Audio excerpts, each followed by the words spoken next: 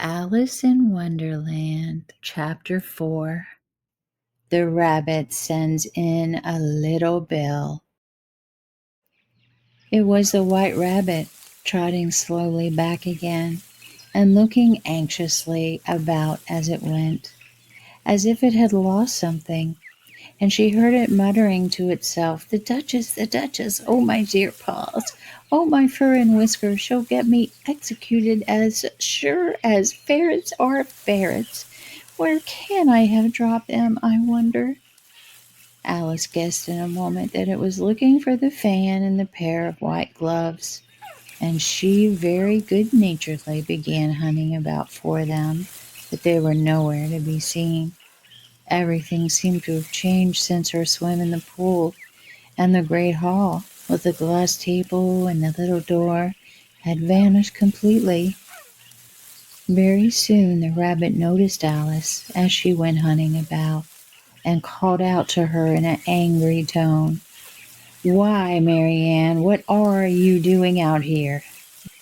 Run home this moment and fetch me a pair of gloves and a fan, quick now." And Alice was so much frightened that she ran off at once in the direction it pointed to, without trying to explain the mistake it had made. "He took me for his housemaid," she said to herself as she ran. "How surprised he'll be when he finds out who I am. But I'd better take him his fan and gloves, that is, if I can find them." As she said this, she came upon a neat little house, on the door of which was a bright brass plate with a name, W. Rabbit, engraved upon it. She went in without knocking and hurried upstairs, in great fear lest she should meet the real Marianne and be turned out of the house before she had found the fan and gloves. "How queer it seems," Alice said to herself, "to be going messages for a rabbit. I suppose Dinah will be sending me on messages next." And she began fancying the sort of thing that would happen. "Miss Alice, come here directly and get ready for your walk." "Coming in a minute, nurse, but I've got to see that the mouse doesn't get out. Only I don't think," Alice went on, "that they'd let Dinah stop in the house if it began ordering people about like that." But this time she had found her way into a tidy little room with a table in the window, and on it, as she had hoped, a fan and 2 or 3 pairs of tiny white kid gloves. She took up the fan and the pair of gloves and was just going to leave the room when her eye fell upon a little bottle that stood near the looking glass.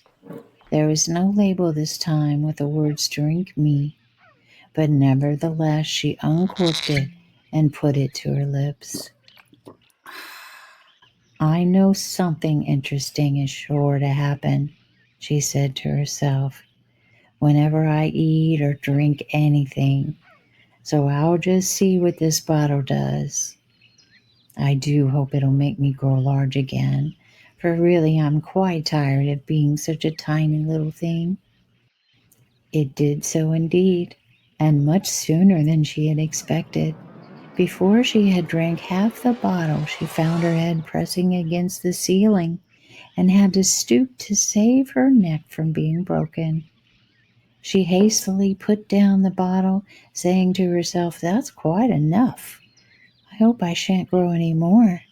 As it is, I can't get out at the door. I do wish I hadn't drunk quite so much." Alas, it was too late to wish that. She went on growing, and very soon had to kneel down on the floor. In another minute there was not even room for this, and she tried the effect of lying down with one elbow against the door and the other arm curled around her head. Still she went on growing, and as a last resort she put one arm out of the window and one foot up the chimney, and said to herself, "Now I can do no more. Whatever happens, what will become of me?" Luckily for Alice, the little magic bottle had now had its full effect, and she grew no larger. Still, it was very uncomfortable, and as there seemed to be no sort of chance of her ever getting out of the room again, no wonder she felt unhappy. It was much pleasanter at home, thought poor Alice, when one wasn't always growing larger and smaller and being ordered about by mice and rabbits. I almost wish I hadn't gone down that rabbit hole. And yet, it's rather curious, this sort of life. I do wonder what can have happened to me. When I used to read fairy tales, I fancied that kind of thing never happened. And now here I am in the middle of one. There ought to be a book written about me. That there ought. And when I grow up, I'll write one. But I'm grown up now, she added in a sorrowful tone. At least there's no room to grow up any more here. But then, thought Alice, shall I never get older than I am now? That'll be a comfort one way, never to be an old woman, but then always to have lessons to learn. Oh, I shouldn't like that. Oh, you foolish Alice, she answered herself. How can you learn lessons in here? Why, there's hardly room for you, and no room at all for any lesson books. And as she went on, taking first one side and then the other, and making quite a conversation of it all together, but after a few minutes, she heard a voice outside and stopped to listen. Mary Ann, Mary Ann, said the voice, fetch me my gloves at this moment. Mary Ann, said the voice, fetch me my gloves this moment. Then came a little pattering of feet on the stairs. Alice knew it was the rabbit coming to look for her, and she trembled till she shook the house, quite forgetting that she was now about 1,000 times as large as the rabbit and had no reason to be afraid of it. Presently the rabbit came up to the door and tried to open it, but as the door opened inwards and Alice's elbow was pressed hard against it, that attempt proved a failure. Alice heard it say to itself, then I'll go round and get in at the window. That you won't, thought Alice, and after waiting till she fancied she heard the rabbit just under the window, she suddenly spread out her hand and made a snatch in the air. She did not get a hold of anything, but she heard a little shriek and a fall and a crash of broken glass, from which she concluded that it was just possible it had fallen into a cucumber frame or something of the sort. Next came an angry voice, the rabbit's. Pat, Pat, where are you? And then a voice she had never heard before. Sure, then I'm here, digging for apples, Your Honor. Digging for apples indeed, said the rabbit angrily. Here, come and help me out of this. Now tell me, Pat, what's that in the window? Sure, it's an arm, Your Honor. An arm, you goose? Who ever saw one that size? Why, it fills the whole window. Sure it does, Your Honor, but it's an arm for all that. Well, it's got no business there at any rate. Go and take it away. There was a long silence after this, and Alice could only hear whispers now and then, such as, Sure, I don't like it, Your Honor, at all, at all. Do as I tell you, you coward. And at last she spread out her hand again and made another snatch in the air. This time there were 2 little shrieks and more sounds of broken glass. What a number of cucumber frames there must be, thought Alice. I wonder what they'll do next. As for pulling me out of the window, I only wish they could. I'm sure I don't want to stay in here any longer." She waited for some time without hearing anything more. At last came a rumbling of the little cartwheels and the sound of a good many voices all talking together. She made out the words, "Where's the other ladder? Why, I hadn't to bring but one. Bill's got the other. Bill, fetch it here, lad. Here, put 'em up in this corner. No, tie 'em together first. They don't reach half enough yet. Oh, they'll do well enough. Don't be particular. Here, Bill, catch hold of this rope. Will the roof bear? Mind that loose slate. Oh, it's coming down. Heads below." Now, who did that? It was Bill, I fancy. Who's to go down the chimney? Nay, I shan't. You do it. That I won't then. Bill's to go down. Here, Bill, the master says you're to go down the chimney. Oh, so Bill's got to come down the chimney, has he? Said Alice to herself. Shy, they seem to put everything upon Bill. I wouldn't be in Bill's place for a good deal. This fireplace is narrow, to be sure, but I think I can kick it a little. She drew her foot as far down the chimney as she could, and waited till she heard a little animal, she couldn't guess of what sort it was, scratching and scrambling about in the chimney, close above her. Then saying to herself, "This is Bill," she gave one sharp kick and waited to see what would happen next. The first thing she heard was a general chorus of "There goes Bill!" Then the rabbit's voice along, "Catch him, you by the hedge." Then silence, and then another confusion of voices. "Hold up his head, Brandy, now, don't choke him. How was it, old fellow? What happened to you? Tell us all about it." Last came a little feeble, squeaky voice. That's Bill, thought Alice.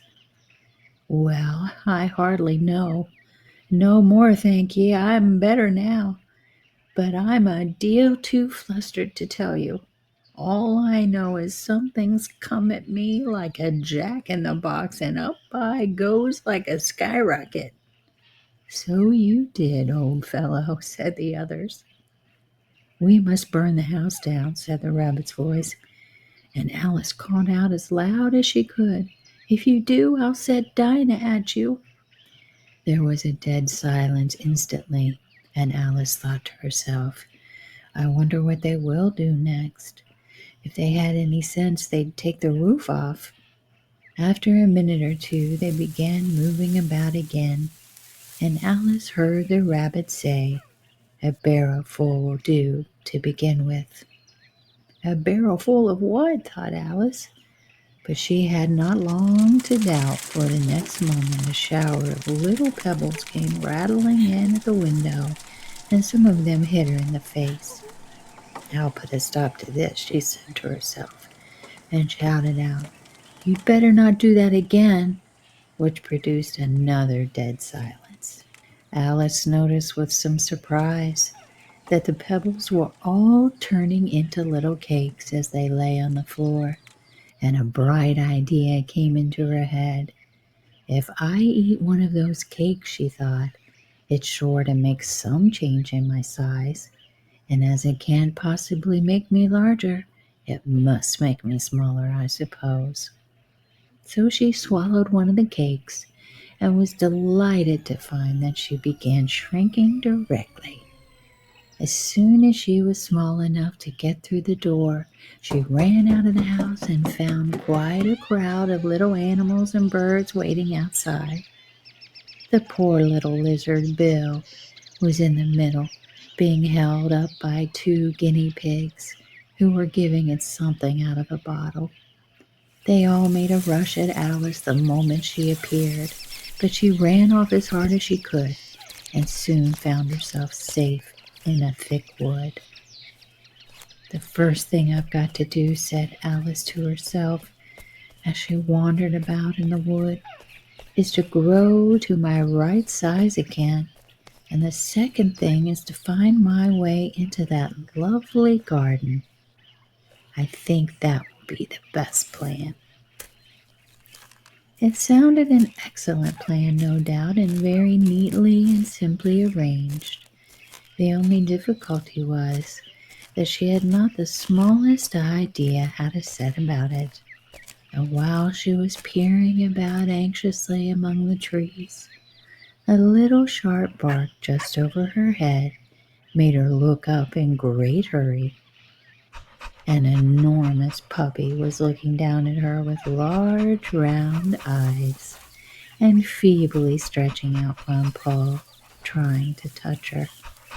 "Poor little thing," said Alice in a coaxing tone, and she tried hard to whistle to it, but she was terribly frightened all the time at the thought that it might be hungry, in which case it would be very likely to eat her up, in spite of all her coaxing. Hardly knowing what she did, she picked up a little bit of stick and held it out to the puppy, whereupon the puppy jumped into the air off all its feet at once with a yelp of delight and rushed at the stick and made believe to worry it. Then Alice dodged behind a great thistle to keep herself from being run over, and the moment she appeared on the other side, the puppy made another rush at the stick and tumbled head over heels in its hurry to get a hold of it. Then Alice, thinking it was very like having a game of play with cart and horse, and expecting every moment to be trampled under its feet, ran around the thistle again. Then the puppy began a series of short charges at the stick, running a very little way forwards every time and a long way back, and barking hoarsely all the while, till at last it sat down a good way off, panting with its tongue hanging out of its mouth and its great eyes half shut. This seemed to Alice a good opportunity for making her escape, so she set off at once and ran till she was quite tired and out of breath, and till the puppy's bark sounded quite faint in the distance. "And yet what a dear little puppy it was," said Alice, as she leant against a buttercup to rest herself and fanned herself with one of the leaves. "I should have liked teaching it tricks very much if I'd only been the right size to do it. Oh dear, I've nearly forgotten that I've got to grow up again. Let me see, how is it to be managed? I suppose I ought to eat or drink something or other, but the great question is what? The great question certainly was what." Alice looked all around her at the flowers and the blades of grass, but she did not see anything that looked like the right thing to eat or drink under the circumstances. There was a large mushroom growing near her, about the same height as herself, and when she had looked under it and on both sides of it and behind it, it occurred to her that she might as well look and see what was on the top of it. She stretched herself up on tiptoe and peeped over the edge of the mushroom, and her eyes immediately met those of a large blue caterpillar that was sitting on the top with arms folded, quietly smoking a long hookah and taking not the smallest notice of her or of anything else. Join us next time for Chapter 5, Advice from a Caterpillar. Sweet dreams, everyone.